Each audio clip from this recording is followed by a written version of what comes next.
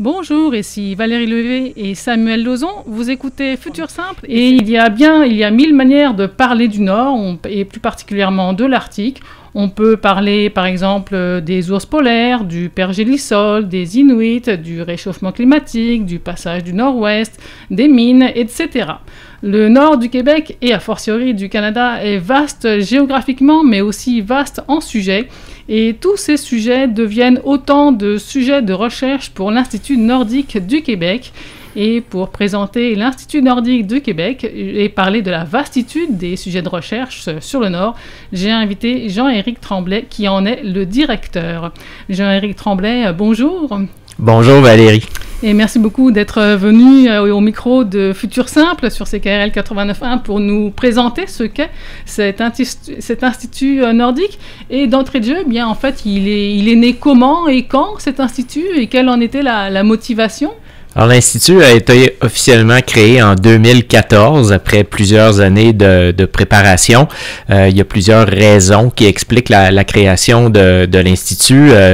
Ces raisons-là sont reliées évidemment aux changements climatiques qui sont très prononcés dans le Nord, mais aussi au développement économique et social du Nord. Donc, il y a beaucoup d'enjeux sur lesquels il faut se pencher pour répondre à toutes les questions que ça pose. Donc, en 2014, l'Université Laval s'est lancée dans cette aventure-là avec deux autres universités québécoises à l'époque qui étaient l'Université McGill et l'Institut national de la recherche scientifique. Mais j'aimerais mieux comprendre un petit peu parce qu'il y avait déjà ArcticNet, il y avait le Centre d'études nordiques. Donc tout ça, comment ça s'articule? Est-ce que les uns font partie de l'autre? Comment ça marche? En fait, on a tout un historique de recherche au Québec, en recherche à la fois nordique mais aussi arctique. Donc il existait déjà des regroupements de chercheurs comme celui que vous avez mentionné, le Centre d'études nordiques, un autre regroupement de chercheurs qui travaille sur l'océan, Québec Océan, des regroupements de chercheurs en sciences sociales.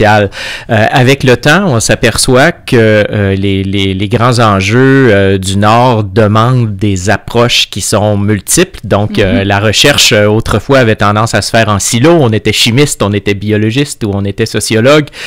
Aujourd'hui, on l'est encore, mais on est de plus en plus appelé à travailler ensemble pour regarder les multiples facettes de ces enjeux-là. Donc, le but principal de l'Institut, c'est d'amener toutes ces forces vives de la recherche ensemble à travailler de façon multidisciplinaire sur ces enjeux. D'accord. Puis là, j'imagine que le mandat ou la mission, c'est de développer les connaissances sur le Nord. Mais au-delà de ces connaissances, est-ce qu'il y a des retombées attendues? Est-ce qu'il y a un objectif particulier? Évidemment, le Nord change très rapidement, mais il y a des enjeux qui existent dans le Nord depuis longtemps, comme la modernisation. Évidemment, les communautés du Nord vivent dans des milieux qui sont lointains, donc il y a toutes sortes d'enjeux qui sont reliés à ça. Donc, les retombées des recherches visent vraiment à répondre aux défis de ces communautés-là, donc d'une part. Et d'un autre côté, l'Arctique en changement n'a pas des impacts qui sont que locaux, c'est des impacts qui sont globaux. Donc, l'Arctique, en se modifiant avec la fonte des glaces, avec le réchauffement, a un impact sur le climat planétaire, finalement. Donc, on veut aussi se préparer pour ça, pour comprendre ce qui s'en vient. On va en venir justement aux recherches qui touchent aussi les communautés nordiques, mais là, vous parlez d'impact planétaire. Donc, est-ce qu'à l'Institut nordique, on a aussi des collaborations avec d'autres centres de recherche de par le monde qui travaillent sur les problématiques nordiques? Tout à fait. Donc, d'autres chercheurs ailleurs au Canada, mais aussi à l'international, dans des pays qui ont des côtes sur l'Arctique, mais pas seulement, en fait, puisque les changements climatiques de l'Arctique intéressent un grand nombre de nations aujourd'hui. Donc, nos chercheurs ont déjà des projets qui sont en collaboration avec des chercheurs de plusieurs pays, puisque, évidemment, l'Arctique n'est pas le plus gros des océans, mais il est entouré de beaucoup de pays, et donc, les enjeux ne touchent pas que le Canada et le Québec, évidemment, donc c'est circumpolaire, donc il faut se mettre en fait tous ensemble pour s'attaquer à ces questions-là. D'accord. Donc venons-en justement à ces recherches qui touchent nécessairement les communautés nordiques. Quelle est la position ou la démarche de l'Institut pour développer ces connaissances? Je veux dire par là, est-ce que les communautés nordiques sont impliquées dans les projets de recherche, dans la formulation même des projets de recherche? Est-ce qu'ils sont impliqués dans la collecte des données, dans l'interprétation des données? Comment Comment ça se passe? Je dirais qu'il y a un mélange, en fait, de plusieurs approches en fonction là, des questions auxquelles on répond.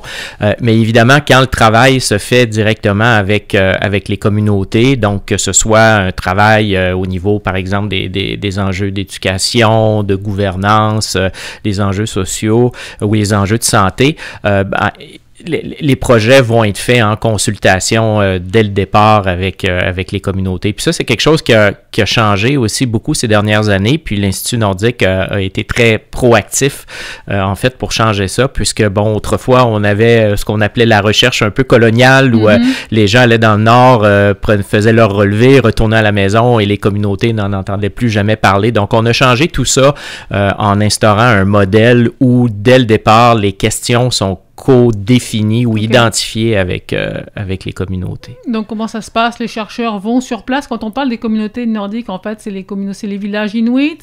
Est-ce que ça descend aussi plus au sud avec les Cris ou avec les Inuits? On parle de quelle communauté nordique? En fait, le territoire d'action de l'Institut nordique, on le définit pas précisément. On parle souvent du 49e parallèle, mais ça va en fait chercher 4 principales nations. Donc, un peu plus au sud, on a les Cris, les Inuits, les Naskapi, puis les Inuits plus au sud. Donc, 4 premiers peuples avec qui l'Institut travaille. D'accord. Donc, comment ça se passe? Ça veut dire que des chercheurs qui travaillent sur une thématique vont dans un village Inuit ou Cri, par exemple, et qui cherchent à rencontrer les gens pour discuter des problématiques. Comment ça se passe, l'idéation des projets de recherche? Ça peut aller dans les deux sens, c'est-à-dire qu'une communauté qui identifie un enjeu particulier peut, soit en contactant l'Institut nordique ou ça peut se faire aussi de gré à gré avec les chercheurs, peut contacter la communauté de recherche pour dire, ben voici, on a cet enjeu-là sur lequel on aimerait travailler, pouvez-vous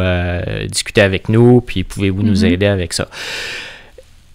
À l'inverse, les chercheurs peuvent avoir des idées, par exemple, certains suivis à long terme du développement du Nord se font. Donc là, à ce moment-là, ben, les chercheurs peuvent faire une approche dans les communautés pour dire, ben écoutez, moi j'aimerais étudier ça, est-ce que ça vous intéresse? La réponse peut être non, la réponse peut être oui, et dans quelle mesure? Donc là, à ce moment-là, il y a une discussion qui va s'amorcer. En ce moment, en fait, on vient de lancer un appel à projet à l'Institut nordique du Québec, et contrairement à la façon classique de faire où les chercheurs couchent un projet sur papier, demandent de la subvention et ensuite vont aller parler avec les communautés, là c'est l'inverse, c'est-à-dire que la discussion sur les grandes thématiques se fait d'abord avec les communautés et les partenaires, puisqu'il peut y avoir d'autres partenaires aussi dans le Nord, soit l'industrie privée, les gouvernements, donc il y a d'autres, évidemment d'autres enjeux aussi dans le Nord. Et donc là, l'idée c'est d'avoir une première étape où on discute d'abord pour définir les questions du projet et ensuite on écrit ensemble la demande complète pour obtenir le financement. D'accord. Et ensuite, eux-mêmes vont participer aussi, je ne sais pas, aux collectes de données, à l'interprétation des données, à la mise en valeur des résultats? Oui, tout à fait. Donc, ça peut être vraiment une implication, par exemple, du travail sur le terrain. Les gens peuvent participer au travail sur le terrain, à la récolte d'échantillons, peuvent participer dans le cas où le projet repose, par exemple, sur des entrevues ou un échange de savoir local sur des activités de chasse et de pêche. Donc, ça peut prendre vraiment plusieurs formes.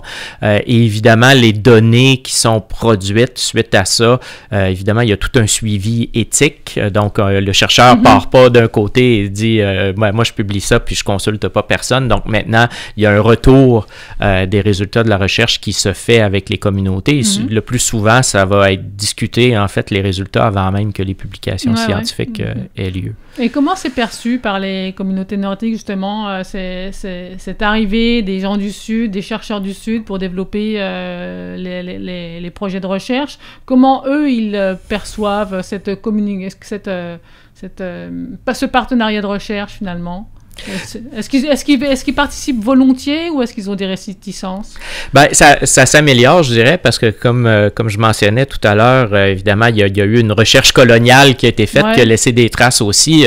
Donc, cette idée-là là, des chercheurs qui viennent dans les communautés, qui repartent quand ils ont ce qu'il leur faut et qu'on ne revoit jamais, évidemment, bon, ça n'a pas été très apprécié au fil des ans. Et donc, je pense que tout le monde là maintenant est conscient qu'on change ce modèle-là. On a même publié des lignes directrices pour guider les chercheurs dans la façon d'approcher cette recherche-là.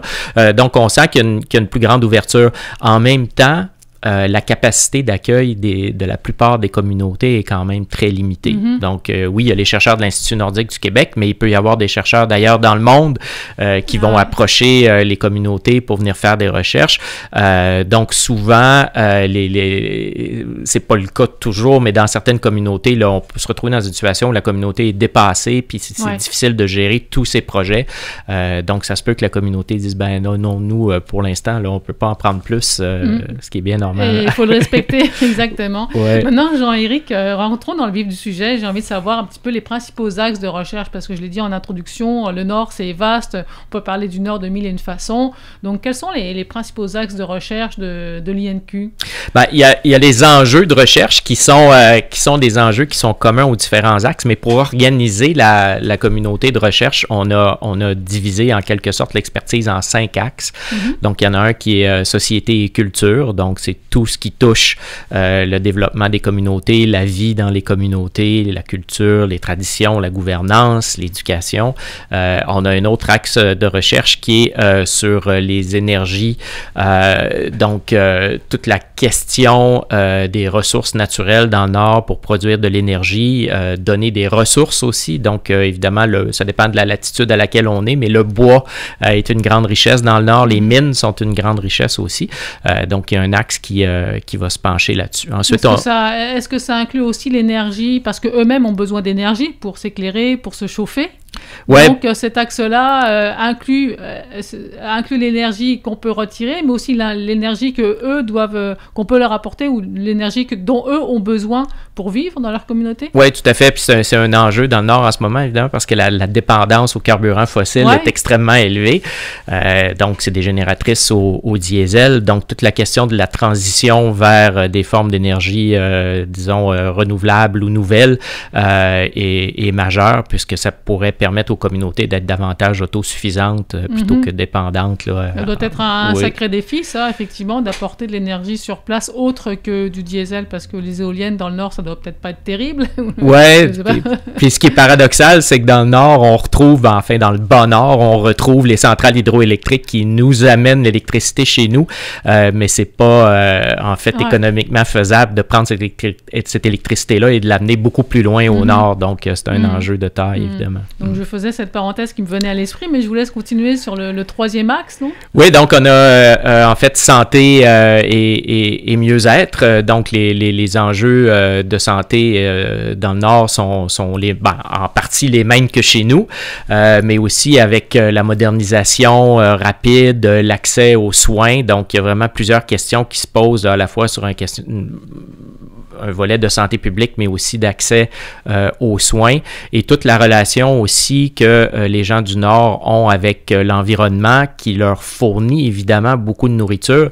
Donc, nous, notre lien, je dirais, souvent avec la nourriture est assez rompu, dans le sens où on va la chercher dans les supermarchés, mais l'alimentation traditionnelle sur ce que les gens ont chassé, ce que les gens ont pêché, c'est quelque chose de très, très fort dans le Nord. Donc, évidemment, toutes ces questions d'autonomie alimentaire, de sécurité alimentaire sont très importantes dans le Nord aussi. Puis la qualité des aliments qui sont consommés, puisque on pourrait penser que le Nord lointain est relativement propre, mais malheureusement, beaucoup de contaminants qu'on produit dans le Sud pour des raisons de circulation de l'atmosphère sont concentrés dans le milieu arctique. Donc, c'est un enjeu aussi de santé publique. Et est-ce que justement la sécurité alimentaire, parce que vous parlez donc des traditions, peut-être avait-il des traditions de chasser, de pêcher une part de leur alimentation, est-ce que les changements climatiques mettent à mal cette capacité d'aller chercher de la nourriture sur leur territoire? Ben, c'est une question qu'on se pose, et c'est un élément qu'on surveille, et ça, c'est un autre axe qui est le fonctionnement et la protection, en fait, de l'environnement, donc à la fois l'environnement terrestre et l'environnement marin. Évidemment, on parle beaucoup de changement climatique climatiques, mais les changements climatiques dans le nord se produisent de façon beaucoup plus rapide et sévère que chez nous. On parle souvent, par exemple, de la fameuse cible à ne pas dépasser de 2 degrés de réchauffement, mais maintenant, les températures hivernales dans le nord du Canada sont déjà de 4 degrés supérieures à ce qu'on avait avant. L'océan Arctique se réchauffe à une vitesse folle. Donc, évidemment, la question qu'on se pose, c'est que dans un futur même proche, est-ce que les écosystèmes terrestres et les écosystèmes marins continueront d'avoir la capacité de produire ces ressources alimentaires-là qui sont cruciales dans le nord? Et on associe aussi beaucoup le nord avec des aliments de qualité. Hein? Quand on peut juste penser aux suppléments alimentaires parfois qu'on peut trouver d'oméga 3, c'est toujours une image de krill venu du sud ou du nord, c'est toujours... et donc, évidemment, effectivement, les aliments qui sont dans le nord sont des aliments sains. Et la question est, est-ce qu'ils resteront sains avec le réchauffement? Est-ce qu'on va avoir une transformation de la qualité de ces aliments-là? Donc, c'est des questions, je dirais, brûlantes auxquelles on tente de répondre. Ah oui, donc ça, c'est les 4 axes de recherche, ou il y en a un 5e dont on n'a pas parlé? Oui, c'est ça. En fait, il y en avait un qui était ressources naturelles, dont je vous ai parlé tout à l'heure, et puis il y a les infrastructures, évidemment, et les technologies. Donc, les infrastructures, la construction en milieu nordique est quelque chose qui se fait, évidemment, différemment d'ici. Vous avez abordé le pergélisol un peu d'entrée de jeu, mais avec le dégel du pergélisol, ça entraîne une déstabilisation des infrastructures. Donc, il faut envisager des nouvelles manières de construire pour faire face, en fait, au réchauffement climatique. Puis après, on parlait de transport d'énergie. Si on veut acheminer de l'énergie vers les communautés ou construire des modes de production d'énergie propres, il faut les adapter au nord. Donc, il y a toutes sortes de problématiques là, qui se posent, évidemment. Exactement. Et je dois vous demander, Jean-Éric Tremblay, vous-même, vous travaillez sur quoi? Moi, je travaille sur l'océan, donc je suis océanographe. On étudie en fait là comment les changements de l'environnement marin, parce que là, ce qu'on voit dans l'Arctique, c'est le réchauffement de l'eau, mais ça entraîne la fonte des glaces. Les eaux s'acidifient aussi dans le nord, donc ça entraîne toute une transformation de l'écosystème marin. Donc là, on essaie de voir un peu est-ce que l'écosystème de demain sera plus productif ou moins productif, et la réponse dépend vraiment de l'endroit où on regarde. Et à plus grande échelle, tout à l'heure, on a parlé de projets qu'on peut élaborer directement avec les communautés, mais à plus grande échelle, l'océan est comme l'atmosphère, il ne connaît pas de frontières.